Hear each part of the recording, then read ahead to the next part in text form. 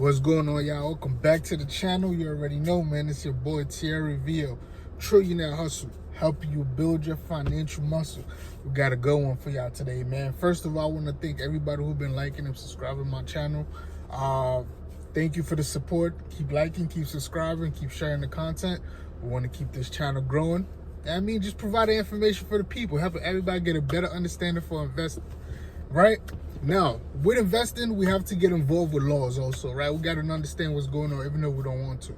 So something that happened and passed recently, I know I'm looking crazy, but I'm trying to join the big gang, man. So don't mind me right now, man. At least I'm still providing the information. But anyway, yeah, law passed recently that the 5 biggest tech companies currently being sued by Congress for antitrust laws, and I'm going to explain all of that in a minute. 5 biggest tech companies, of course, if you don't know, is Amazon, Apple, Facebook, Microsoft, and what's the other one? Amazon, Apple, Facebook, Microsoft, and Google. That's the top 5. Yeah, that's the 5, right? Yeah, I was trying not to look at the paper, but that's 5. So they all being sued because technically they've created a monopoly and they're controlling things and stuff like that, right? Whoop-de-whoop. In my opinion, right? So for those, let's talk about antitrust law. Word for word in the dictionary, what does antitrust mean? Antitrust means laws or regulation that encourage competition by market power of any particular firm. Let's rephrase that, right? That means we're going to put laws in place to stop one person from controlling the competition. Let's put that in even simpler term. Basically, we're not going to let one company control the market, right? Now, that's very tricky, right? But now let me give you another example, right? Let's say 3 car companies only exist: Nissan, Toyota, and Tesla, right?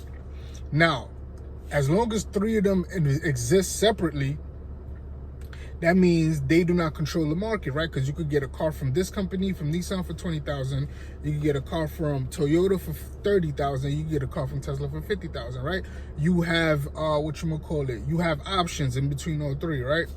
But what can happen is if Tesla get too big and Tesla buys Nissan and Toyota, and Tesla decides to sell all cars across all platforms for $60,000 a piece, Tesla controls the market and they set the price. Whether you like it or not, you got to get a car and it got to be for this price, right? Now, the reason why the United States don't want this is because of somebody who got very rich, in my opinion, back in the 1800s, carrying into the early 1900s. Name was John D. Rockefeller. He had the biggest oil monopoly there's ever been. At one point, he controlled oil, period, around the world, right? With the Standard Oil Company. I'm not going to get too much into details, but I'm going to give you the basic about the Standard Oil Company.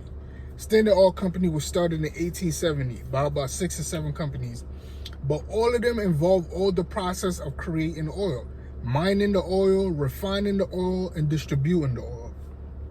So he had a hand in every part of the business of oil, and 7 companies came together.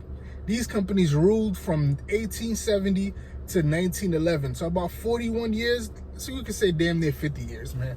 50 years, they created this big oil conglomerate, and they control all the oil. And what eventually happened, of course, we know John D. Rockefeller is known as one of the richest men to ever live, and that's how he got all of this money, by having all of this conglomerate under this oil conglomerate monopoly, right?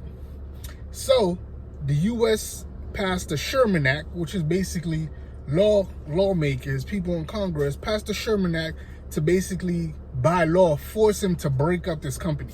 And when they eventually did break up this company, it ended up breaking up into 32 smaller companies, and some of them are still operating today. You probably heard of them: BP, Exxon,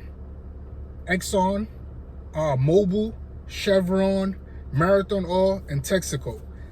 And even there's an oil company in Brazil that's still operating in Brazil that was under this conglomerate that eventually, like I said, they all broke up into their own separate little companies, but at one point they were all under one umbrella. Now, I think personally that the lawmakers don't like this type of big conglomerate because it's hard to collect taxes on it, right? For the history of this country, or I think the history of Earth period, there's always been beef between two people: the rich people and lawmakers. Why? The rich people feel like, I got rich, I shouldn't have to pay all these extra taxes.